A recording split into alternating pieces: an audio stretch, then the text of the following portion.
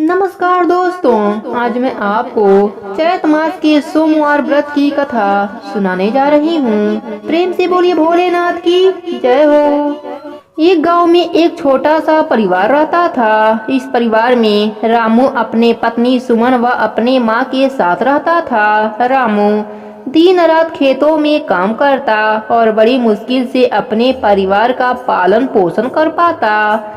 रामू की माँ भगवान शिव की बड़ी भक्ति किया करती थी। वह दिन रात भगवान के भजन पूजन में लगी रहती थी, लेकिन उसकी बहू सुमन बिल्कुल इसके विपरीत पूजा पाठ से कोसों दूर और हमेशा खाने पीने और मौज मस्ती में लगी रहती। अपने सास के सामने वह सीधी बनकर रहती और जब भी उसकी सास मंदिर जाती वह पीछे से बढ़िया पकवान बनाकर खाती और सारे पड़ोस में इधर उधर की बुराई भलाई की बातें किया करती थी और अपने सास के वापस आने से पहले घर आ जाती थी। सास प्रत्येक सोमवार को शिव जी के मंदिर में शिवलिंग पर दूध चढ़ाया करती थी, जिसके लिए वह पहले से दूध मंगा लेती और एक बर्तन में रख देती थी। सोमवार को वह दूध शिव जी पर चढ़ा देती थी। सुमन को यह बात अच्छी नहीं लगती। वह सोचती कि मेरी सास बेकार ही इतना दूध बहा देती हैं। एक दिन सुमन ने देखा कि घर में कोई नहीं है और उस बर्तन में जिसमें दूध रखा था, जो शिव जी पर चढ़ाया जाना था, उसमें चुपचाप उसमें से आधा दूध निकाल लिया और आधा पानी मिला दिया। सुमन की सास ने हर सोमवार की तरह वह उस दिन भी दूध शिव जी पर चढ़ा दिया। इसी प्रकार 16 सोमवार बीत गए। 16वें सोमवार जब सुमन ने दूध निकाला तो उसकी सास ने देख लिया। उसने अपने बहू से कहा, तुम ऐसा क्यों कर रही हो? इससे शिव जी नाराज हो जाएंगे। तब सुमन ने कहा, माँ जी, मैं तो पिछले 15 सोमवार से ऐसा ही कर रही हूँ। आपके शिव जी को नाराज होना होता तो वह मुझे जरूर दंड दे दिए होते। आप तो बेकार ही दूध बर्बाद कर देती हैं। यही आधा पानी वाला दूध चढ़ा आइए अपने भोलेनाथ पर, वह इसी से प्रसन्न हो जाएंगे। सुमन की सास दुखी मन से दूध लेकर मंदिर में पहुंची और उसने वह दूध शिव जी पर चढ़ा दिया। फिर वहीं उनके पिंडी के सामने बैठ गई और शिव जी से कहने लगी, हे भोले शंकर, मेरे बहू ने जो पाप किया है उसमें मैं भी भागीदार हूँ। उसने दूध में पानी मिलाया और मैंने वही दूध आपको चढ़ा दिया। आप जो भी दंड देंगे वह मुझे मंजूर होगा। यह कहकर वह दुखी मन से घर चली आई। उसी रात जब सब सो रहे थे तो बाबा भोलेनाथ ने सुमन और सास को सपने में दर्शन दिया और कहा, तुमने मेरी बड़ी सेवा करी है, तुम्हें अब उसका फल मिलना चाहिए। सुमन ने कहा, बाबा, मुझसे बहुत बड़ी भूल हो गई। मैं तो आपके शिवलिंग पर चढ़ाने वाले दूध में से दूध निकाल देती थी। मुझे आप जो भी दंड देंगे वह मुझे स्वीकार होगा। मेरे भूल को क्षमा कीजिए। सास ने भी कहा, हाँ महाराज, मैं भी इसके पाप में भागीदारी हूँ, मुझे भी दंड दीजिए। तब बाबा भोलेनाथ ने सास से कहा, तुमने जो मेरे शिवलिंग पर दूध चढ़ाया उसमें आधा पानी तुम्हारी बहू ने मिलाया, जिससे उसे भी जल चढ़ाने का पुण्य प्राप्त हो गया। अनजाने में ही तुम्हारी बहू ने भी मेरी पूजा करी है। आज तुम्हें और इसे सेवा का फल अवश्य मिलेगा। यह कहकर बाबा अंतर ध्यान हो गए। सुमन और उसकी सास की आंख खुली तो सुबह हो चुकी थी। उन्होंने देखा उनका घर धन्य धान से भर चुका है। चारों तरफ पैसे और अन्न के भंडार भरे हुए हैं। दोनों बाबा भोलेनाथ के सामने नतमस्तक होकर भोलेनाथ की जयकारा लगाने लगे। हे भोलेनाथ, जैसे आपने सास बहू पर कृपा करी वैसे ही अपने सभी भक्तों पर अपनी कृपा बनाए रखना। कहानी अधूरी हो तो पूरी करना, पूरी हो तो मान रखना। प्रेम से बोलिए भोलेनाथ की जय हो। सोमवार व्रत की दूसरी कथा के अनुसार एक नगर में एक धनी व्यापारी रहता था। दूर दूर तक उसका व्यापार फैला हुआ था। नगर में उस व्यापारी का लोग मान सम्मान करते थे। इतना सब कुछ होने पर भी वह व्यापारी बहुत दुखी रहता था, क्योंकि उस व्यापारी का कोई पुत्र नहीं था। दिन रात एक ही चिंता सताती रहती कि उसके मृत्यु के बाद इतने बड़े व्यापार और धन संपत्ति को कौन संभालेगा।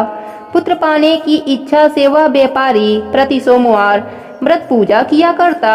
सायंकाल को शिवालय में जाकर घी का दीपक जलाया करता। उस व्यापारी के भक्ति को देखकर एक दिन माता शिवजी से कहने लगी, हे प्राणनाथ, यह व्यापारी आपका सच्चा भक्त है। कितने दिनों से यह सोमवार का व्रत और पूजा नियमित कर रहा है। प्रभु, आप इस व्यापारी की मनोकामना पूरी कर दीजिए। भगवान शिव ने मुस्कुराते हुए कहा, हे पार्वती, इस संसार में सबको उसके कर्म के अनुसार फल की प्राप्ति होती है। प्राणी जैसा कर्म करता है उन्हें वैसा ही फल प्राप्त होता है। इसके बावजूद भी पार्वती माता नहीं मानी। उन्होंने आग्रह करते हुए कहा, नहीं प्राणनाथ, आपको इस व्यापारी की इच्छा पूरी करनी पड़ेगी। यह आपका अनन्य भक्त है।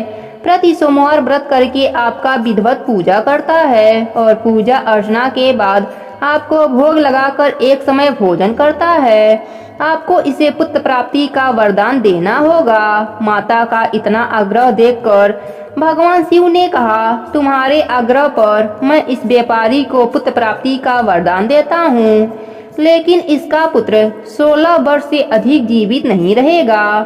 उसी रात भगवान शिव ने उस व्यापारी को सपने में दर्शन देकर उसे पुत्र का वरदान दिया और उसके पुत्र के 16 वर्ष तक जीवित रहने की बात भी बताई। भगवान के वरदान से व्यापारी को खुशी तो हुई, लेकिन पुत्र की अल्पायु की चिंता ने उस खुशी को नष्ट कर दिया। व्यापारी पहले की तरह सोमवार का व्रत करता रहा। कुछ समय पश्चात उसके घर एक सुंदर पुत्र उत्पन्न हुआ।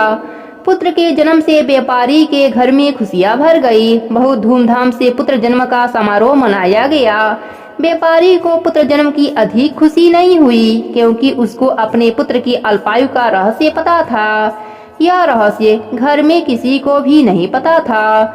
जब पुत्र 12 वर्ष का हुआ तो शिक्षा के लिए उसे वाराणसी भेजने का निश्चय किया। बच्चे के मामा को बुलाया और कहा कि पुत्र को शिक्षा प्राप्त करने के लिए वाराणसी छोड़ आओ। लड़का अपने मामा के साथ शिक्षा प्राप्त करने के लिए चल दिया। मामा और भांजा जहाँ रात्रि विश्राम के लिए रुकते वहीं यज्ञ करते और ब्राह्मणों को भोजन कराते थे। लंबी यात्रा के बाद मामा और भांजा एक नगर में पहुँचे। उस नगर में राजा की कन्या के विवाह की खुशी में पूरा नगर को सजाया गया था। समय पर बारात भी आ गई, लेकिन वर के पिता अपने बेटे के एक आंख से काने होने के कारण बहुत चिंतित था। उसे इस बात का भय सता रहा था कि राजा को इस बात का पता चलेगा तो वह विवाह से इनकार कर देंगे। इससे उसकी बदनामी होगी। वर के पिता ने उस लड़के को देखा तो उसके मन में एक विचार आया। उसने सोचा, क्यों न इस लड़के को दुल्हा बनाकर राजकुमारी से विवाह करा दूं। विवाह के बाद इसे धन देकर विदा कर दूंगा और राजकुमारी को अपने नगर में ले जाऊंगा। वर के पिता ने इस विषय में बात की। मामा ने धन के लालच में इस बात को स्वीकार कर लिया। लड़के को दूल्हे का वस्त्र पहनाकर राजकुमारी से विवाह करा दिया गया। राजा ने बहुत सा धन देकर राजकुमारी को विदा किया।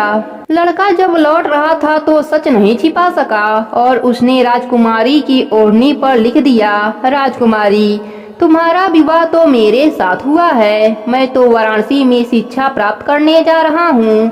अब तुम्हें जिस नवयुवक की पत्नी बनना पड़ेगा वह कान्हा है। जब राजकुमारी ने अपनी ओढ़ने की बात पढ़ी तो उसने काने लड़के के साथ जाने से इनकार कर दिया। राजा ने सारी बातें जानकर राजकुमारी को महल में रख दिया। उधर लड़का अपने मामा के साथ वाराणसी पहुंच गया। गुरुकुल में पढ़ना शुरू कर दिया। जब उसकी आयु 16 वर्ष पूरी हुई तो उसने यज्ञ कराया, ब्राह्मणों को भोजन कराया और अन्य वस्त्र दान में दिया। रात में अपने शयन कक्ष में सो गया। शिव जी के वरदान के अनुसार शयन अवस्था में ही उसके प्राण पखेरु उड़ गए। सूर्य उदय पर मामा भांजे को मृत्यु देखकर रोने पीटने लगा। आसपास के लोग भी एकत्र होकर दुख प्रकट करने लगे। पार्वती माता सब देख रही थीं। पार्वती माता ने भगवान शिव जी से कहा, प्राणनाथ, मुझे इसके रोने की स्वर सहन नहीं हो रही है, आप इसके कष्ट को दूर करें। शिव जी और माता अदृश्य रूप में समीप जाकर देखा और माता ने भगवान शिव से निवेदन किया, हे प्राणनाथ, आप इस लड़के को जीवित कर दीजिए, नहीं तो इसके माता पिता पुत्र के मृत्यु के कारण रो रो कर अपने प्राण को त्याग देंगे। इसके पिता आपके परम भक्त हैं, वर्षों से सोमवार का व्रत करते हुए आपका विधिवत पूजा कर रहे हैं। माता के आग्रह पर भोलेनाथ ने लड़के को जीवित होने का वरदान दे दिया। कुछ ही पलों में वह जीवित होकर उठ बैठा। शिक्षा समाप्त करके लड़का मामा के साथ अपने नगर की ओर चल दिया।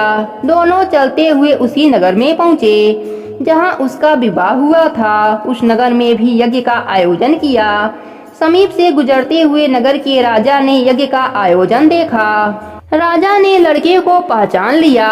यज्ञ समाप्त होने पर राजा ने मामा भांजे को महल में ले गए और कुछ दिन अपने महल में रखकर बहुत सा धन वस्त्र देकर राजकुमारी के साथ विदा कर दिया।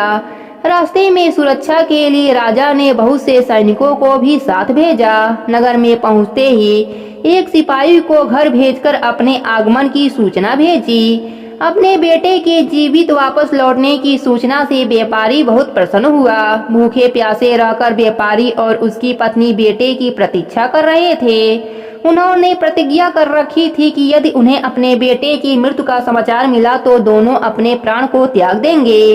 व्यापारी अपने पत्नी और मित्रों के साथ नगर के द्वार पर पहुंचा। अपने बेटे के विवाह का समाचार सुनकर पुत्र वधू राजकुमारी को देखकर उसकी खुशी का ठिकाना न रहा। उसी रात भगवान शिव ने व्यापारी के सपने में आकर कहा, हे श्रेष्ठी, मैंने तेरे सोमवार के व्रत करने और व्रत की कथा सुनने से प्रसन्न होकर तेरे पुत्र की लंबी आयु प्रदान की है। व्यापारी बहुत प्रसन्न हुआ। सोमवार का व्रत करने से व्यापारी के घर में खुशियां लौट आई। शास्त्रों में लिखा है कि जो स्त्री या पुरुष सोमवार का विधिवत व्रत करते और व्रत की कथा सुनते हैं, उनकी सभी इच्छाएं पूरी हो जाती है। हे भोलेनाथ, जैसे आपने व्यापारी को पुत्र शोक नहीं दिया, वैसे ही अपने सभी भक्तों पर अपनी कृपा बना के रखना। कहानी अधूरी हो तो पूरी करना, पूरी हो तो मान रखना।